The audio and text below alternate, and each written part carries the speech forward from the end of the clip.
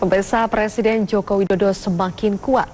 Selama 2 tahun terakhir, Presiden Jokowi telah mampu menarik Partai Golkar dan PAN untuk memperkuat koalisi Indonesia Hebat sebagai kekuatan politik pendukung pemerintahan Jokowi JK. Bagi saudara-saudara yang beragama Presiden Joko Widodo, Wakil Presiden Yusuf Kala, dilantik 20 Oktober 2014. Pasangan ini diusung Koalisi Indonesia Hebat yang terdiri atas PDIP, PKB, Nasdem, Hanura, dan PKPI dengan perolehan 207 atau 36,9% kursi di DPR RI. PKPI sendiri tidak memiliki kursi di DPR. Jokowi pun tak mendapat dukungan politik yang kuat di DPR karena dikuasai oleh Koalisi Merah Putih atau KMP. Pimpinan dan alat kelengkapan DPR pun dikuasai oleh KMP. Besok masih ada persidangan. Jokowi relatif beruntung meloloskan produk legislasi karena 2 partai yang tergabung dalam KMP, yakni P3 dan Golkar pun terbelah. Sebagian anggota DPR dari kedua partai mendukung pemerintahan Jokowi JK. Sehingga Februari 2015, Undang-Undang 1 tahun 2015 dan Undang-Undang 8 tahun 2015 terkait pilkada berhasil diloloskan di DPR. Lobi politik Jokowi berlanjut hingga PAN bergabung dengan KIH pada September 2015 dan Golkar pada Mei 2016. Bergabungnya 2 partai memperkuat Jokowi, sehingga ketika menerbitkan Perpu nomor 1 tahun 2016 terkait hukuman mati dan sanksi kebiri terhadap pelaku kekerasan terhadap anak, tidak mendapat kritik yang berarti dari DPR. Presiden Jokowi pun semakin kuat setelah PDIP, Nasdem, PKB, Hanura, P3, PAN, Golkar, dan PKPI bergabung dalam KIH. Praktis, KMP tinggal Gerindra dan PKS. Sedangkan Partai Demokrat tetap pada poros penyeimbang. Dukungan politik yang semakin kuat di parlemen memudahkan Jokowi JK meloloskan Undang-Undang nomor 11 tahun 2016 tentang amnesti pajak. Salah satu program Jokowi untuk mencari solusi memenuhi kebutuhan APBN.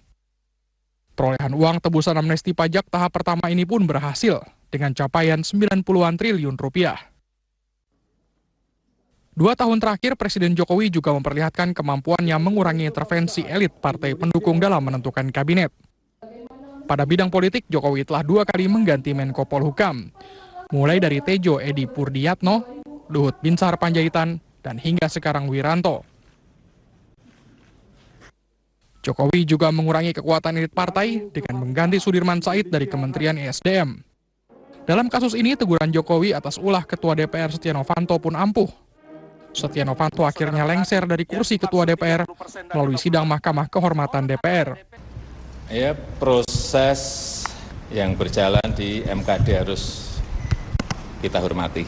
Tapi tidak boleh yang namanya lembaga negara permain-mainkan. Lembaga negara itu bisa presidenan, bisa lembaga-lembaga negara yang lain. Saya nggak apa-apa katakan presiden gila, presiden sarap, presiden kobah, nggak apa-apa. Tapi kalau sudah menyangkut wibawa, mencatut, meminta saham 11% itu yang saya nggak mau. Ini masalah kepatutan, masalah kepantasan, masalah etika, masalah moralitas, dan itu masalah wibawa negara. Namun Jokowi bukan tanpa cacat pada bidang politik. Archandra Tahar yang dilantik Jokowi sebagai pengganti Sudirman Said ternyata tersangkut kasus Dui Kewarganegaraan. Presiden dan Sekretariat Negara dianggap kurang hati-hati memilih Archandra Tahar, yang akhirnya dicopot setelah 20 hari dilantik sebagai Menteri ESDM.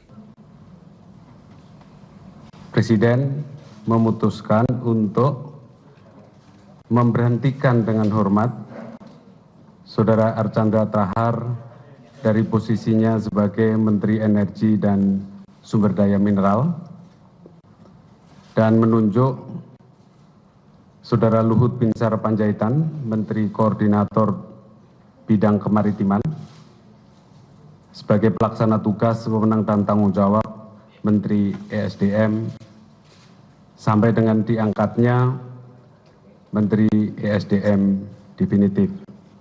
Selain Jokowi disenangi publik, kekuatan politik yang telah diraihnya memudahkannya mengatasi dinamika politik kasus Archandra Tahar.